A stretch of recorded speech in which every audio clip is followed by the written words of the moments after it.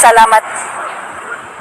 Inoorganisa ng ESA ang proyekto sa 148 bansa bilang resolusyong pangpanunood, ngunit walang laman ang mga minuto mula Paris at Gaza. Kaya kinailangan ni Squirt na magpahinga dahil siya'y may sakit. Pero ano ang tunay na hamon? Bumili ako ng ilang di inasahang rollers. Wow, talagang napakapangit tingnan sa ngayon. Sino ka talaga?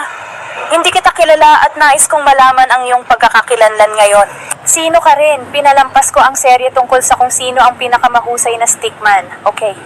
Mukhang wala kayo rito. Lilitaw kayo sa episode 7. Okay, mangyaring hayaang bigyan mo ako ng pagkakataon upang halikan ka ng buong puso. Ang taong kilala bilang Edgar Avella ay nagmula sa Toledo, Cebu. Oo, tama yon. Magtayo tayo ng isang bagong komprehensibong sentro para sa pagbawi natin.